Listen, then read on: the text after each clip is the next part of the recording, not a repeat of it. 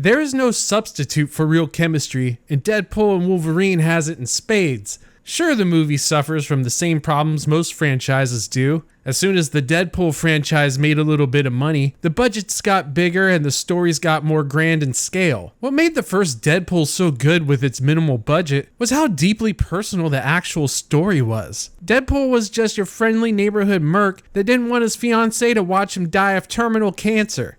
That's really funny stuff. By the time we get to Deadpool and Wolverine, we're in the multiverse again, saving entire worlds and timelines. That's some real MCU level shit. The Marvel brand is becoming synonymous with this multi-tiered shit-filled plot device used to get away with whatever they want. The multiverse is lazy storytelling at its finest, completely killing the stakes with infinite versions of our main characters inside infinite timelines. No event feels permanent because there are 1,000 universes where it didn't happen at all. The stakes can never be high enough because it can be redone. Writing this shit has never been easier and therefore couldn't be less respected. The Marvel multiverse can multi-lick my balls. Credit where credit's due though. Deadpool calls this bullshit out before he has to hunt down all the possible Logans that will help save his own personal timeline. But where one formula fails, there is another one that always works. Stick completely two opposite characters in a room and force them to work together. Now you got yourself a movie, baby.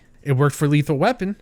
It worked for Turner and Hooch. It works for Deadpool and Wolverine. Ryan Reynolds and Hugh Jackman's chemistry jumps right off the screen and saves this movie from being a complete and total disaster. Not only are these two actors perfectly casted in their roles, but the team up is so good they honestly could have used the plot to Jaws 4, and it still would have fucking worked.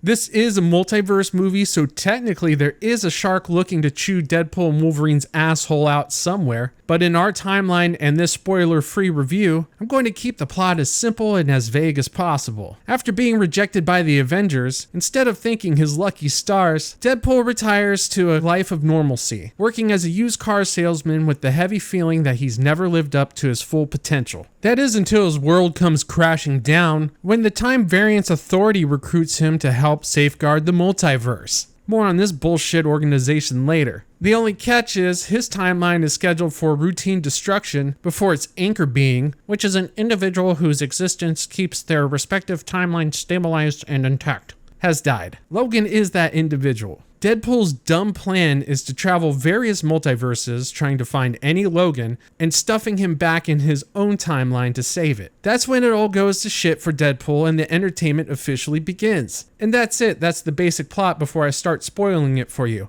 Aren't I a nice guy? No.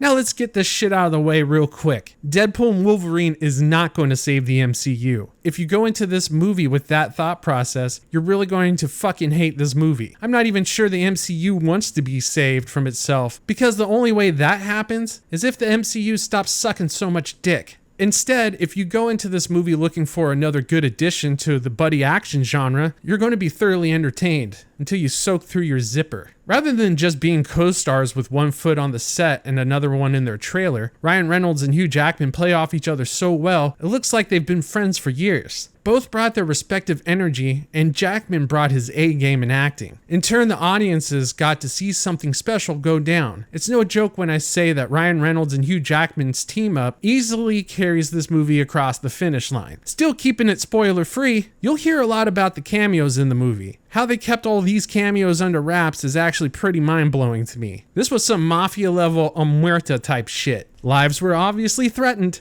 And yeah, you might think it's cameo porn after a while, but I guarantee you, at least 3 of them will beat your mind meat raw. Another great aspect of this film is the action. It goes down exactly the way you want a movie featuring Deadpool and Wolverine to go down. There's more blood in here than a feminist menstrual retreat. And the best fight by far is the minivan fight. It's as brutal as it is funny. The fact that they both can heal from their wounds makes it even funnier. It's like watching 2 NFL players punch each other in the helmets. It's a futile and retarded effort for sure, but these guys just gotta get it out of their system. The soundtrack's pretty killer too. Listen, anytime you get a chance to mix 90s and early 2000s pop songs and soft rock ballads with savagely violent moments, you're gonna have a good time. But not all is fine in the world of Deadpool. While most of the jokes land, some fall through the floor, playing out longer than they should. While Hugh Jackman lays down another acting clinic, grounding this otherwise silly movie by punching you right in the heart, Ryan Reynolds turns out to be the most annoying character in his own fucking movie. Look, I understand he's the merc with a mouth, and that's the argument dorks and apologists will fall back on. But I'd be damned if you weren't on Wolverine's side, begging Deadpool to shut the fuck up once in a while. At this point, the meta humor runs well past its course, but keeps going. Look, just because you call out the exposition dumps in your movie doesn't mean you get a free pass. It's still an exposition dump. Just because you tied a meta bow around shit doesn't mean you can serve that shit like it was hamburger. That's not hamburger. That's shit between two buns. Plus, there's enough fourth wall breaks to make you go, alright, we get it, Deadpool, you're such a silly pants. Now can you just please get the fuck out of my face? The movie also suffers from the previous Deadpool's success. Now that the franchise has proven to be a profit engine, it has been granted the mega budget status of $200 million.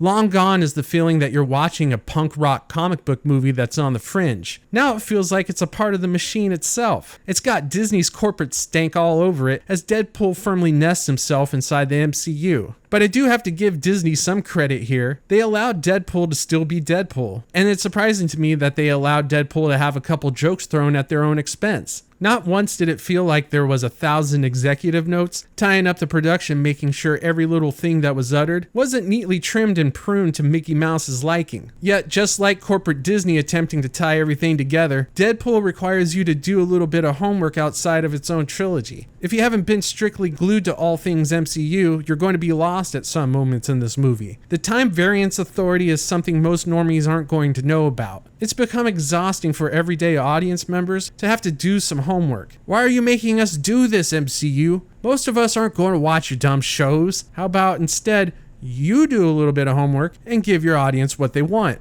That will sell Disney Plus subscriptions faster than making people feel stupid they didn't waste 12 hours of their life on Loki. And if you're one of those people who are about to drop in, actually, the TVA showed up well before Loki, I don't give a shit, and neither does most people. You're the same type of person who tells the teacher they forgot to assign homework over the weekend, and it just makes me want to stuff you in a locker. Come on, man, you messing up my books, man.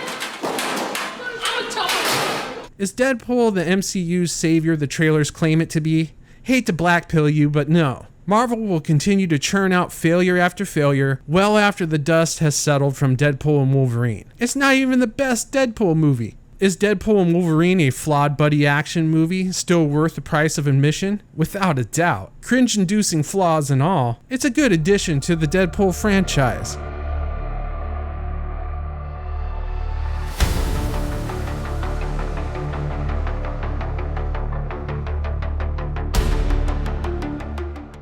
If you enjoyed this video, you go ahead and smash that like button. While you're done doing that, hit the subscribe button.